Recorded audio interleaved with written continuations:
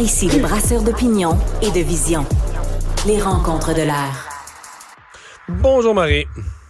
Salut Mario! Alors, c'était l'échéance que s'était donné le ministre François-Philippe Champagne lorsqu'il avait eu sa rencontre avec les géants de l'alimentation du Canada.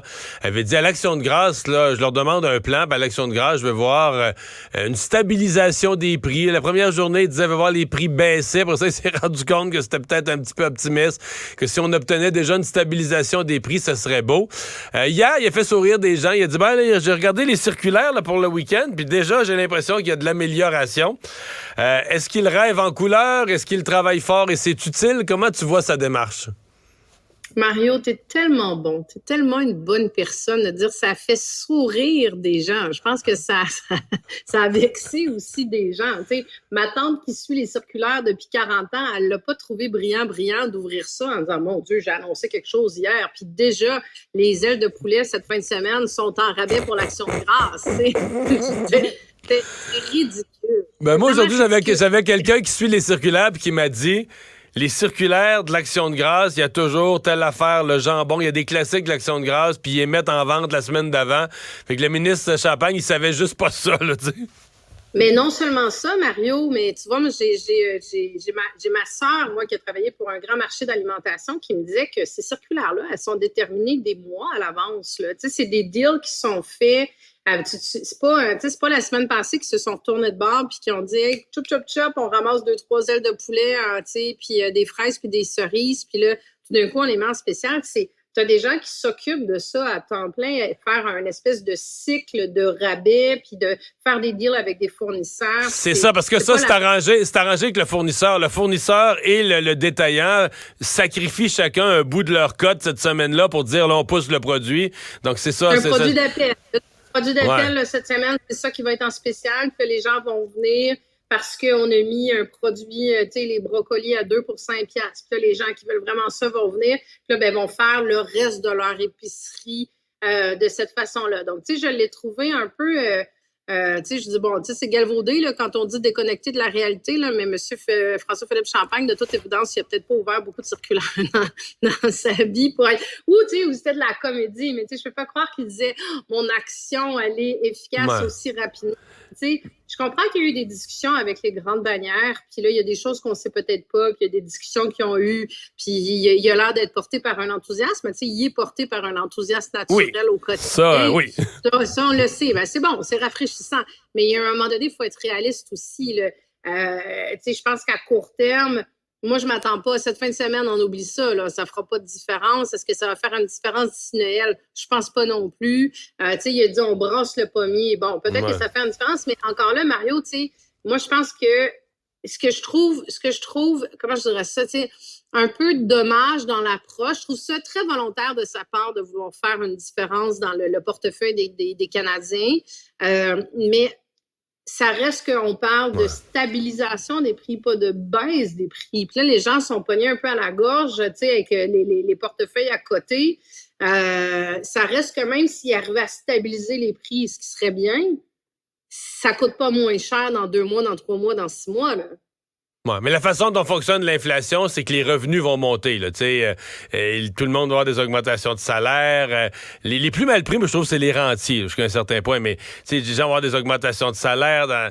Et le salaire minimum va réaugmenter l'année prochaine. Fait que, si tu stabilises les prix dans une période où les salaires, mais ils montent pas vite, les salaires, mais ils montent un peu. Puis là, le problème, c'est que les prix de l'alimentation ont augmenté. Les salaires ont augmenté, mais les prix de l'alimentation ont augmenté de 20 % en 2 ans. C'est même pas comparable. Il n'y a pas grand monde que leur salaire a augmenté de 20 % en 2 ans. Donc, les prix ont augmenté beaucoup plus vite, ce qui fait que le pouvoir d'achat, les gens l'ont senti comme un contre-coup. Là, leur pouvoir d'achat s'est effrité. Tu sais, je veux dire, ça date pas de la semaine passée. Tu sais, moi, il y a 2 choses là-dedans que je trouve, tu sais, que je reproche un peu au gouvernement Trudeau.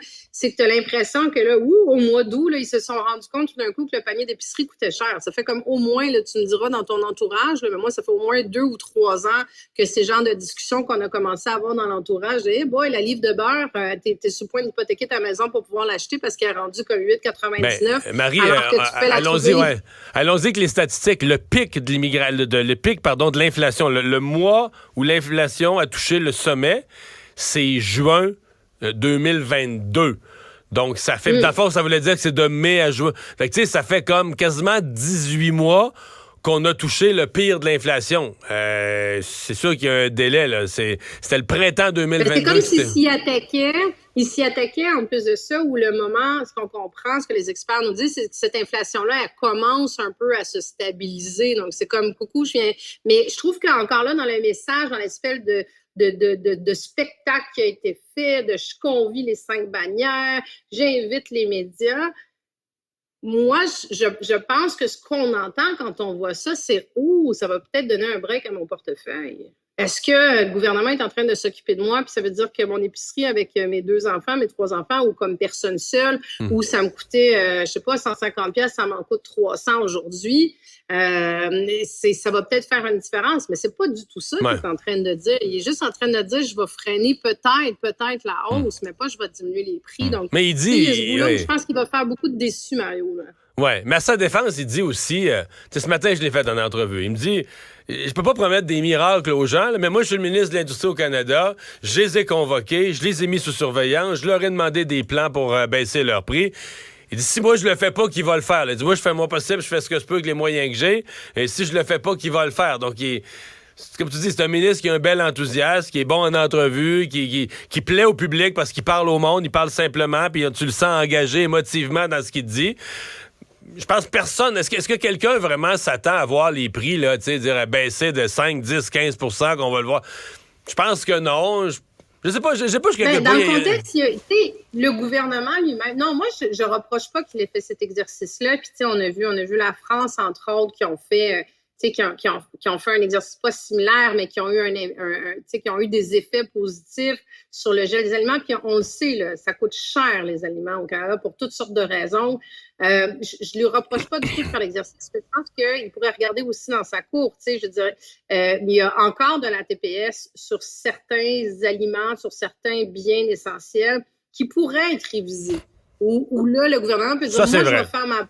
C'est une coupe de cents, c'est une coupe de piastres. C'est probablement une coupe de piastres dans ton épicerie, mais c'est une coupe de piastres qui fait la différence quand on sait qu'il y a plein de monde qui vivent de paye en paye. Mais ça, Marie, ce qui est important dans ta phrase, c'est que ça, le gouvernement le contrôle. Parce que le reste, il agit, on va dire, très, très, très indirectement. Dire, je les convoque, je leur demande des plans à travers leurs plans, mais là, indirectement. Alors que la taxation, il le contrôle. Et il y a une chose que le professeur Charlebois a mis de l'avant.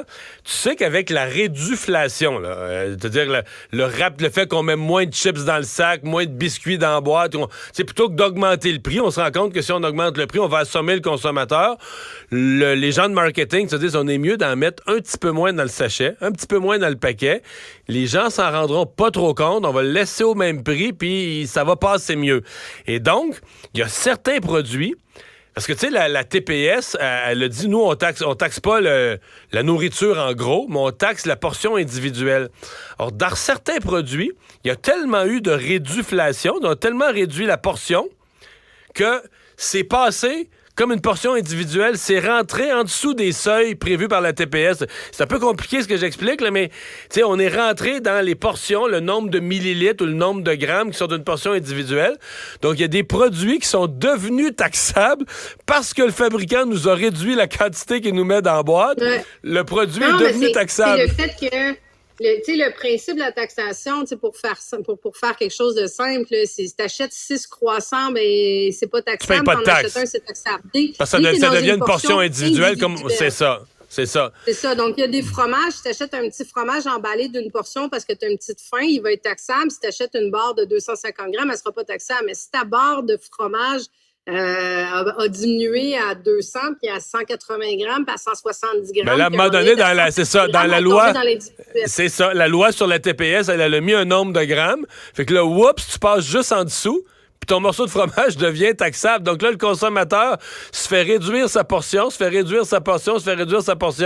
un moment donné, il ramasse la taxe. Le gouvernement peut faire une différence là-dessus. Puis moi, dans mon quotidien, dans le quotidien de nos auditeurs, que le gouvernement Trudeau décide d'enlever la TPS sur les matériaux de construction, on sait bien, ça va peut-être avoir... Un, ça touchera pas tout le monde. Deux, ça touchera pas ceux que ça va toucher, ça les touchera pas demain matin.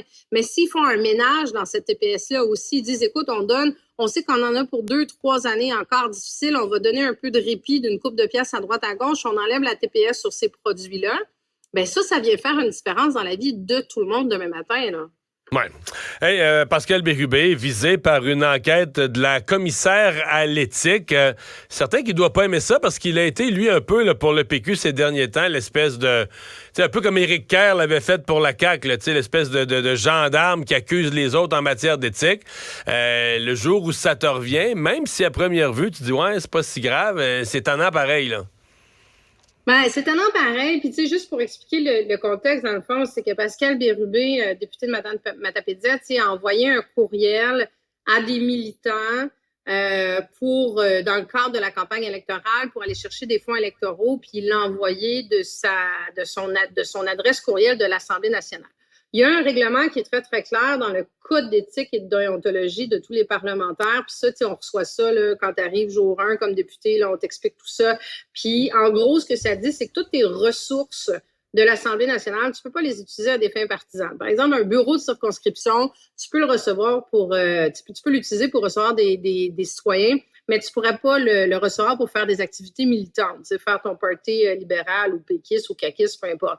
Ton adresse courriel, c'est un peu la même chose. Bon, moi, ce que je comprends de la situation pour l'avoir pas vécu, mais pour le comprendre, quand on a une adresse courriel, moi, ça m'est arrivé souvent d'être vigilante là-dessus, c'est que dans nos boîtes courriel de députés, que ce soit sur un iPad, mais je pense que c'est comme ça dans plein de professions aussi. C'est faut que tu la sélectionnes. Tu sais, quand tu as 2 adresses courriel, tu as ton adresse Hotmail ou Gmail ou peu importe, puis tu as ton adresse professionnelle, bien là, je pense que dans ce cas-ci, il a fait une erreur. Il a mal désélectionné son truc. Mais c'était pas juste un courriel, là, c'était un envoi généralisé à un grand nombre de personnes.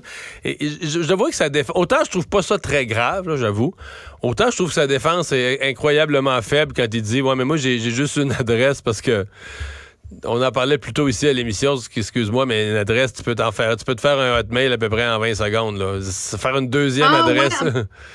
Je ne savais pas, Mario, qu'il y avait juste une adresse, mais même si c'est il a dit ça, c'est sa défense. C'est sa défense, ouais. Moi, j'en ai envoyé de ma boîte courriel quand j'étais députée, puis je me souviens qu'il fallait que je fasse très, très attention à ça parce que dans ma boîte courriel, j'avais, de la façon que c'est fait, il fallait que je sélectionne soit mon Gmail, soit mon courriel de l'Assemblée nationale, même si c'est un envoi à tous, là, pour, tu sais, je veux dire, j'en ai déjà fait de la sollicitation. Non, c'est facile d'être distrait, là. Tu viens d'envoyer 3 courriels. C'est facile de faire. 3 courriels en tant que député à l'Assemblée nationale, puis là, tu auras un courriel autre, il faut que tu changes d'adresse d'origine. Ouais. Donc, en tout cas, je présume que c'est une erreur de bonne foi, mais tu sais, ce qui est un peu ironique là-dedans, puis il l'a souligné, puis je trouve qu'il n'y a pas tort, c'est combien il y a de limousines. Tu sais, on a vu la CAQ, le gouvernement, puis tu sais, bon, je dis eux, là, mais je veux dire, le Parti libéral a fait la même chose, puis le PQ a fait la même chose quand il était au pouvoir. Tu sais, le code d'éthique est clair, là, c'est des ressources de l'État. Ben, des limousines, là, des voitures de fonction, puis des gardes du corps, puis des chauffeurs, c'est des ressources de l'État payées par des fonds publics. Sauf que ça, il y a une exception au nom, Sauf qu'il y a une exception au nom de la sécurité. Ils les ont partout où ils vont, incluant des activités partisanes. Oui. Mais je conçois avec toi que c'est, effectivement, les autres dépensent leur gaz pendant qu'eux sont en véhicule de fonction. J'ai été surpris, on n'a pas entendu aujourd'hui Paul Saint-Pierre Plamondon. D'habitude, le chef du parti aurait dit, tu sais, on laisse la commissaire faire son travail, on le garde dans le caucus.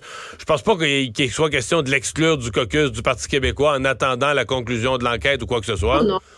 Ben, écoute, à moins que je me trompe, Mario, mais je pense pas. Tu sais, la commissaire à l'éthique a fait en fait, la commissaire à l'éthique, quand elle a une plainte qui est déposée, puis dans ce cas-ci, c'est une plainte qui a été déposée par Mario Laframboise, qui est un député caquiste de Blainville, elle a une certaine obligation d'ouvrir une enquête, là, tu sais, que ce soit valable, pas valable, légitime, pas légitime, tu sais, je veux dire, c'est son rôle, elle est payée pour ça, c'est ça sa job, là. Mais on se met pas à exclure systématiquement. Regarde le nombre de plaintes qu'il y a eu juste envers M. Fitzgibbon dans les 2-3 dernières années. Tu sais, des plaintes au commissaire à l'éthique, il y en a quand même plusieurs. Sauf que quand il y en avait, sauf que quand il y en avait contre Fitzgibbon, c'est là que Pascal Bérubé était pas commode, puis quand Fitzgibbon disait, mais voyons, regardez ça à sa face même, là, c'est rien, Pascal Bérubé se montrait pas très compréhensif, là. C'est juste là que... c'est parce qu'on était dans des apparences de conflit. Ouais, avec de l'argent en jeu, je sais bien. Mais je vois ça un peu comme le plaintes. Hein? Il y a autant Ouais. de sortes de plaintes que de règlements au code d'éthique. Là. Mais moi, je voyais ça un peu comme le syndrome Éric Kerr. Là. C'est quand tu t'es placé dans la position du gendarme pendant quelques mois, quelques années, le jour où c'est toi qui as un dossier, les autres ont tendance à être moins... les autres ont tendance à être moins compréhensifs. Que j'adore et que j'ai toujours appliqué, là, c'est quand tu vis dans une maison de verre, là, fais attention quand tu lances des roches. Ouais, c'est ça. Comme, surtout en politique, t'es jamais bien à l'abri que ça te revienne, que le boomerang te revienne en face rapidement. Là. Bon, écoute, je te souhaite une très belle fin de semaine. Je pense que tu vas avoir des beaux repas de l'Action de grâce que tu vas pouvoir te payer vu que l'épicerie sera pas chère. Je vais sortir mon champagne. Merci, Ah ouais? Mario. Bon Salut, week-end. Marie, bye. Bye.